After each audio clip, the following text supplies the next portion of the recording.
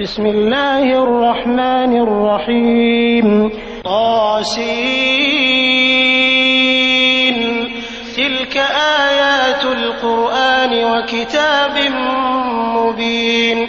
هدى وبشرى للمؤمنين الذين يقيمون الصلاة ويؤتون الزكاة وهم بالآخرة هم يوقنون. إن الذين لا يؤمنون بالآخرة زينا لهم أعمالهم فهم يعمهون. أولئك الذين لهم سوء العذاب وهم في الآخرة هم الأخسرون. وإنك لتلقى القرآن من لدن حكيم عليم. إذ قال موسى لأهله إني آنست نارا سآتيكم منها بخبر أو آتيكم بشهاب قبس لعلكم تصطلون. فلما جاءها نودي أن بورك من في النار ومن حولها وسبحان الله رب العالمين. يا موسى إنه أنا الله العزيز الحكيم وألق عصاك. فلما رآها تهتز كأنها جان ولا مدبرا ولم يعقب. يا موسى لا تخف إني لا يخاف لدي المرسلون. إلا من ظلم ثم بدل حسنا بعد سوء فإني غفور رحيم. وأدخل يدك في جيبك تخرج بيضاء من غير سوء في تسع آيات إلى فرعون وقومه إنهم كانوا قوما فاسقين. فلما جاءتهم آياتنا مبصرة قالوا هذا سحر مبين. وجحدوا بها واستيقنتها أنفسهم ظلما وعلوا. فانظر كيف كان عاقبة المفسدين. ولقد آتينا داود وسليمان علما وقال الحمد لله الذي فضلنا على كثير من عباده المؤمنين. وورث سليمان داود وقال يا أيها الناس علمنا منطق الطير وأوتينا من كل شيء إن هذا لهو الفضل المبين.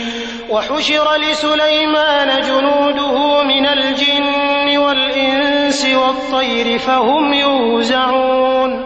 حتى إذا أتوا على واد النمل قالت نملة يا أيها النمل ادخلوا مساكنكم لا يحطمنكم سليمان وجنوده وهم لا يشعرون.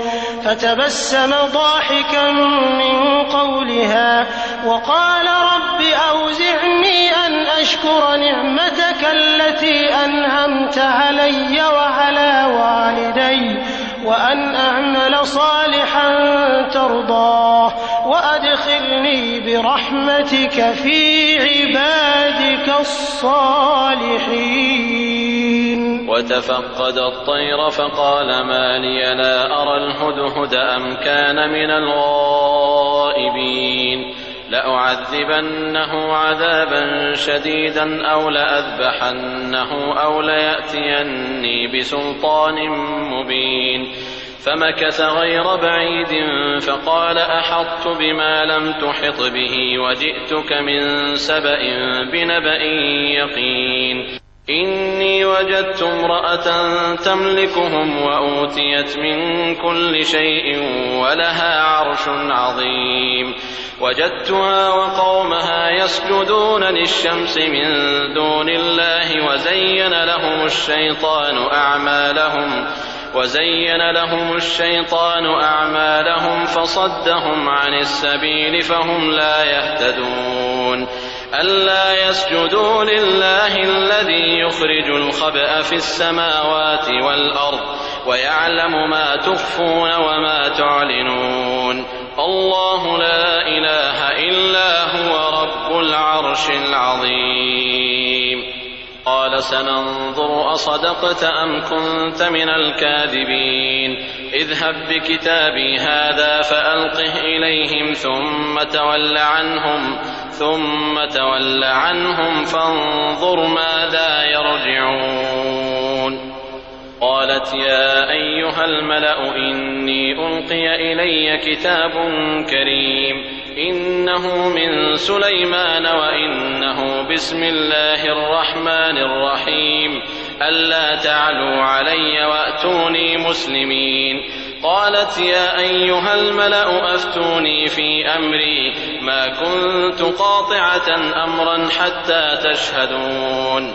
قالوا نحن أولو قوة وأولو بأس شديد والأمر إليك فانظري ماذا تأمرين. قالت إن الملوك إذا دخلوا قرية أفسدوها وجعلوا أعزة أهلها أذلة وكذلك يفعلون. وإني مرسلة إليهم بهدية فناظرة بما يرجع المرسلون. فلما جاء سليمان قال أتمدونني بمال فما آتاني الله خير مما آتاكم بل أنتم بهديتكم تفرحون.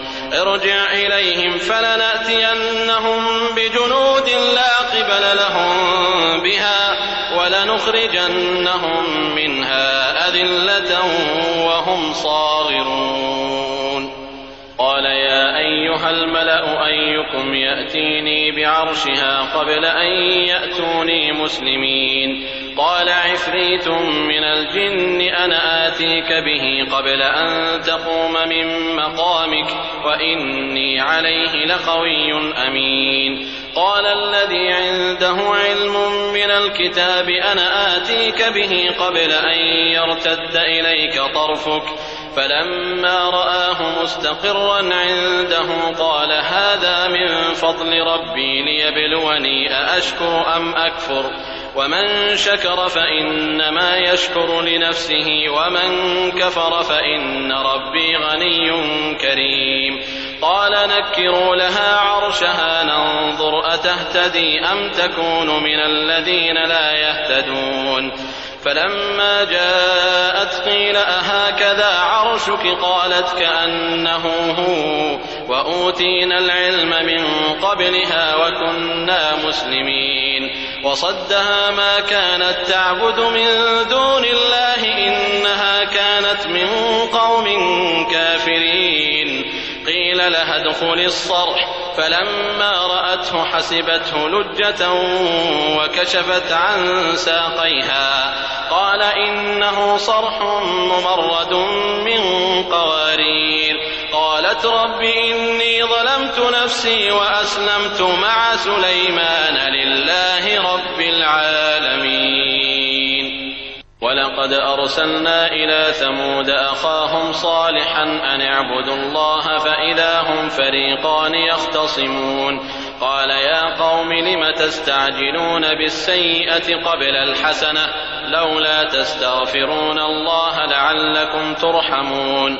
قالوا اطيرنا بك وبمن معك قال طائركم عند الله بل أنتم قوم تفتنون. وكان في المدينة 9 رهط يفسدون في الأرض ولا يصلحون. قالوا تقاسموا بالله لنبيتنه وأهله ثم لنقولن لوليه ما شهدنا مهلك أهله وإنا لصادقون.